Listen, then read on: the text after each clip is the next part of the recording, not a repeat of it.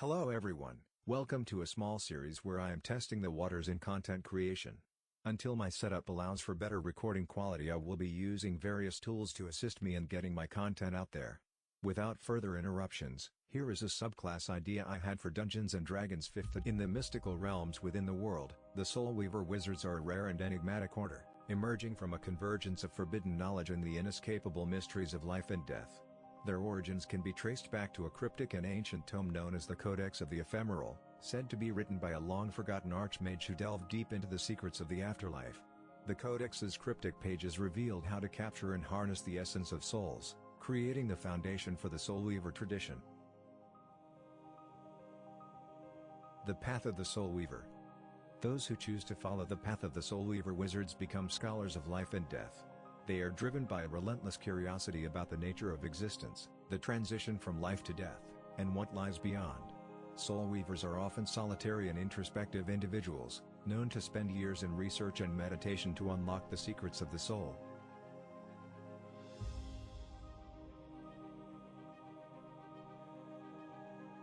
Soul Weaver wizards use their wisdom, keen insight, and emotional intelligence to interact with the spirits of the departed. They capture the souls of fallen creatures, binding them to their spellcasting focuses. These souls become a source of power, enabling Soul Weavers to perform feats beyond the grasp of other wizards. They can use the stored souls to enhance their spells, summon minions, and even infuse their own life force with the spirits they've harnessed.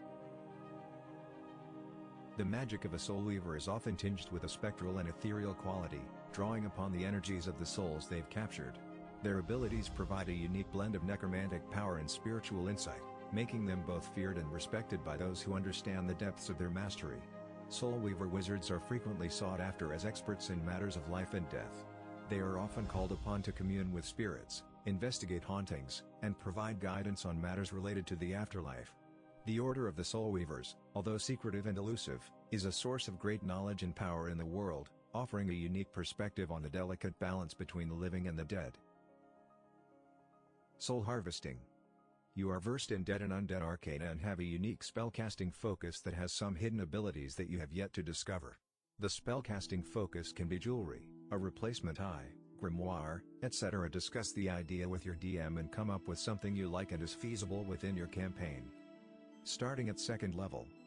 You gain the ability to collect souls and store them in your spellcasting focus. You start with 1 soul slot. To collect a soul, the creature must have been living, non-undead or constructs, it must be within 30 feet of you, cannot have been dead for more than a day, and you must be able to see the creature. The value of the soul depends on the size of the creature or its CR rating up to the DM. For a basic calculation of what you could expect, use the following values: medium or small equals 1, large equals 2, huge equals 3, gargantuan equals 5. You gain a soul slot every level until you reach level 11, at which time you should have no more than 10 total soul slots. You can use soul slots to regenerate your wounds and fortify your body. At the end of your turn, if you or any undead under your control have killed 1 or more enemies, you and your undead minions regain hit points equal to your Soul Weaver level. If doing so would grant you more hit points than your maximum hit points allow, you gain temporary hit points equal to the difference. You also gain the ability to use soul slots to raise a dead target you can see within 30 feet to fight for you, expending a soul from a soul slot. The size of the dead creature determines how many souls from your soul slots is required for the cost. Medium or small equals 1, large equals 2, huge equals 3, gargantuan equals 5. You use the creature stat block from what the DM provides you in accordance with whatever it was before it died, subject to DM terms and conditions, and this creature is now undead and follows you and obeys your commands until it dies. It takes its turn right after you in combat and has its own actions, bonus actions, reactions, and movement dependent on the stat block provided to you. The number of creatures you can resurrect as minions depends on your current soul slot total. For example, if you have 5 soul slots, you could have 5 small medium creatures, 2 large and 1 small medium, 1 huge and 2 small medium, or 1 gargantuan. Undeath versatility. Using souls from your spellcasting focus, you can harden your armor class. For each soul you spend to use your class features, you gain +1 to your armor class for that combat or for the next 10 minutes. Your collected souls from your spellcasting focus, you can heal your minions. For each soul you expend with this feature, undead allies within 60 feet of you that you can see gain 20 hit points. Soul Exchange. You can use your collected souls to regain spell slots. Each spell slot costs 1 soul per level to restore. For example, a level 3 spell slot would cost 3 souls to restore. Undead Follower. You gain a personal follower that takes the mantle of the necrotic arcane arts that you follow. You may choose from one of the following undead creatures to act as your companion. Skeleton, Will-o-wisp, Zombie.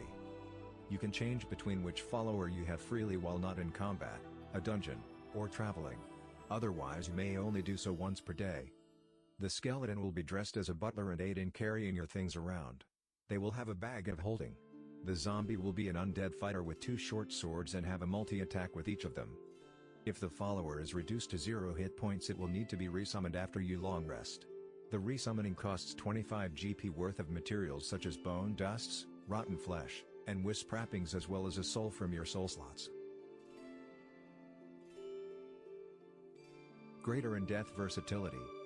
Starting at 6th level, you can use your collected souls to enhance your minions. For each soul you spend using this feature, undead minions within 60 feet of you gain the following benefits.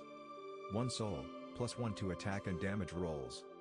2 souls, +2 to attack rolls and damage rolls, +1 AC. 3 souls, +4 to attack and damage rolls, +2 AC, +THP equal to your Soul Weaver level.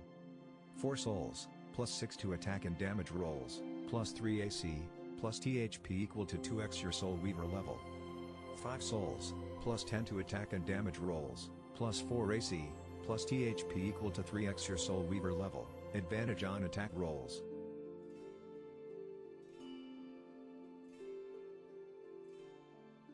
Soulless. Starting at 10th level. Whenever your collected souls in your spellcasting focus are expended entirely for the first time each day, your spellcasting focus lets out a horrendous screech. All hostile creatures within 80 feet of you must pass a Wisp saving throw DC 18 or take 5d8 necrotic damage and are now frightened. On a successful save, those creatures take half damage and are not frightened. Master of Souls. Starting at 14th level.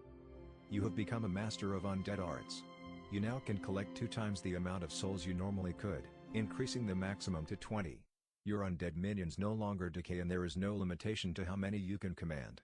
The limitation to your command in undead is determined by a wisdom saving throw DC 10 check at the end of the day, and on a fail you don't lose control of your undead, but rather you need to spend all of your collected souls to regain control of them.